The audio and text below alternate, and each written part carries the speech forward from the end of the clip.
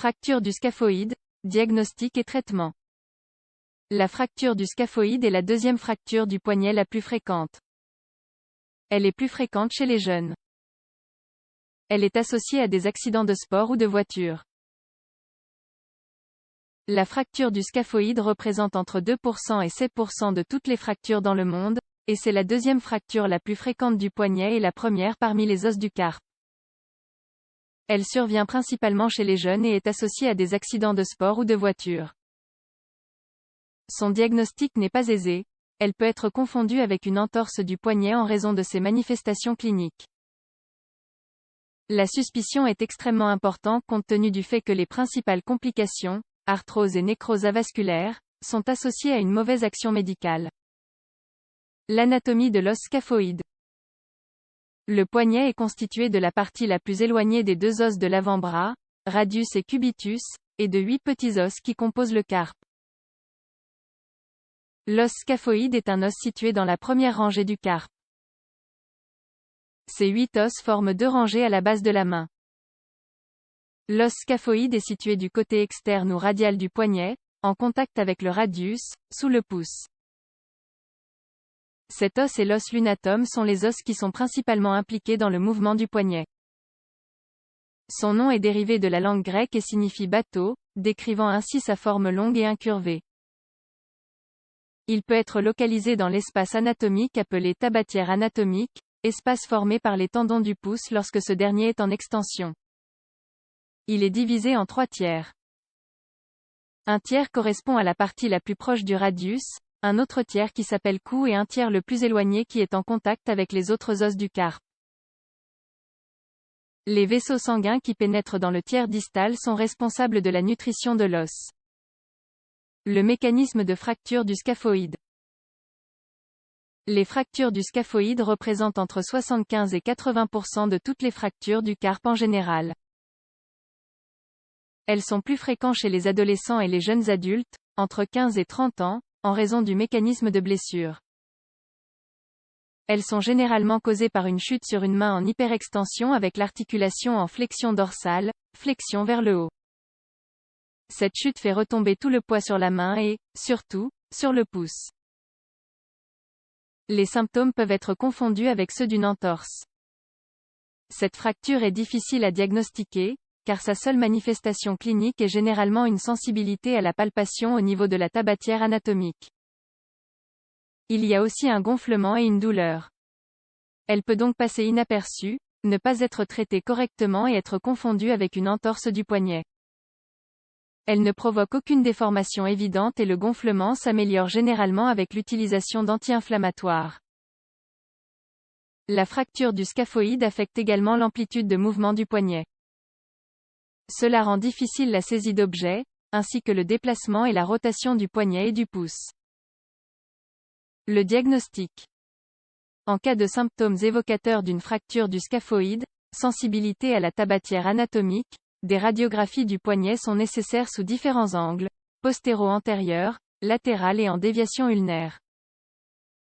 Dans certains cas, une projection oblique avec rotation du poignet à 45 degrés est également indiquée. Cependant, si la fracture n'est pas déplacée, cela peut prendre jusqu'à 2 semaines pour que les éléments de preuve apparaissent sur une radiographie. Ainsi, à moins que des études d'imagerie puissent être réalisées pour confirmer le diagnostic, imagerie par résonance magnétique ou tomodensitométrie, il faut opter pour un diagnostic clinique. En cas de doute ou de manque de moyens pour réaliser une tomographie par exemple, l'immobilisation est privilégiée comme si la fracture avait été confirmée. On procède à une nouvelle étude radiographique au bout de 2 semaines.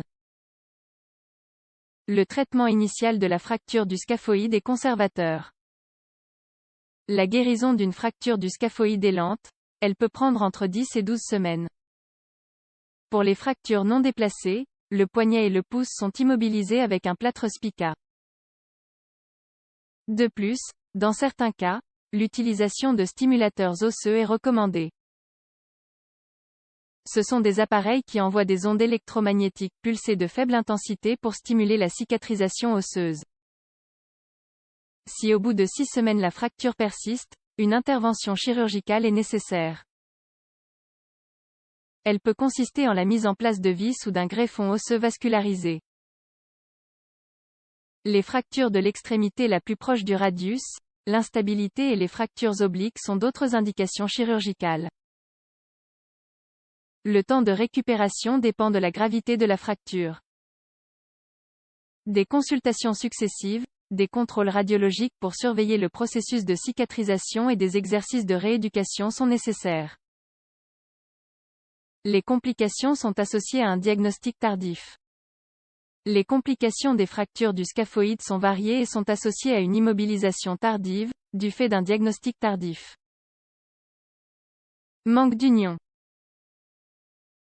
Si les fragments de la fracture ne se rejoignent pas, on parle de pseudarthrose. Elle est fréquente en raison de la mauvaise irrigation sanguine de l'os scaphoïde. La résolution est uniquement chirurgicale et consiste en la mise en place de vis ou d'une greffe osseuse. Nécrose vasculaire. En raison de la mauvaise irrigation sanguine de l'os scaphoïde, en particulier dans les fractures déplacées, il y a une diminution du flux sanguin qui peut empêcher les nutriments d'atteindre les cellules. Par conséquent, celle-ci meurt. C'est une complication fréquente et invalidante. Elle nécessite une résolution chirurgicale qui consiste en la mise en place d'un greffon osseux vascularisé. Arthrite. Au fil du temps, la pseudarthrose et la nécrose avasculaire peuvent entraîner une dégénérescence du cartilage du poignet. C'est ce qu'on appelle l'arthrite, qui provoque des frictions os à os. Les symptômes sont la douleur, la raideur et l'impuissance fonctionnelle qui ne s'améliorent pas. Le traitement est symptomatique, il comprend des anti-inflammatoires et une immobilisation. Le temps de guérison d'une fracture du scaphoïde varie. La guérison des fractures non déplacées, diagnostiquées rapidement, distales ou éloignées du radius, devrait durer entre 10 et 12 semaines.